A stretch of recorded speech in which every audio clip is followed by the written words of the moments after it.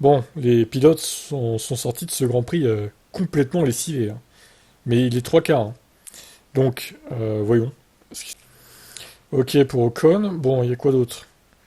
Les conditions de course font actuellement débat, après que les pilotes ne s'en sentent pas bien. À la sortie des voitures, Bottas a déclaré que c'était une torture et que c'était à la limite d'être acceptable pour courir. Tsunoda a essayé d'ouvrir sa visière pendant la course pour se faire de l'air, mais du sable rentrait. Ah oui, ça c'est vrai que c'est pas terrible pour s'aérer de bouffer du sable. Albon, épuisé. Alors, on va peut-être pas se taper les 1 minute 52 par contre. Il n'arrive pas à sortir de sa voiture en gros. Ok.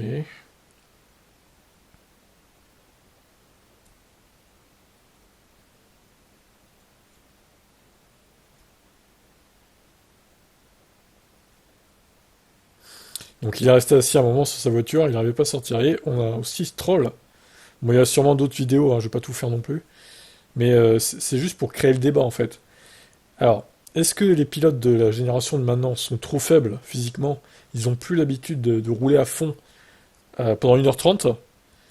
Ou alors, est-ce que le fait que ces voitures aient beaucoup trop d'appui aérodynamique, au final, fait que les pilotes sortent épuisés de ce genre de course où il fallait attaquer quasiment du début à la fin, en fait, parce que c'était 3 arrêts, donc c'était des tours qualif, quoi.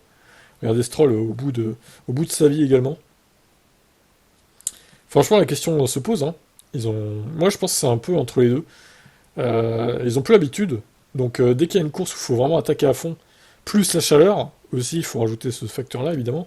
Parce que s'il avait fait 20 degrés, je pense pas qu'ils seraient tous dans cet état-là, non plus. Mais bon, je pense aussi que les voitures, elles ont beaucoup trop d'appui, et au final, elles prennent les virages tellement vite que les pilotes, à cette chaleur-là, ils sont juste épuisés, en fait. Donc, bon, j'espère que ça va pas se reproduire, ce genre de course, parce que déjà, pour nous, spectateurs, c'était pas très sympa à regarder. Au final, c'était tellement bordélique qu'on comprenait pas les stratégies. Et c'était pas mieux que d'habitude, même s'il fallait que les pilotes attaquent au final, hein. On a aussi vu Alonso faire une erreur dans les graviers, c'était peut-être dû à la fatigue. Et bon. Qu'en pensez-vous du coup? Dites-moi en commentaire ce que vous en pensez. Est-ce que les pilotes sont trop faibles physiquement? Ils sont pas assez entraînés? Ou est-ce que vraiment les conditions étaient vraiment inacceptables pour ce Grand Prix du Qatar 2023?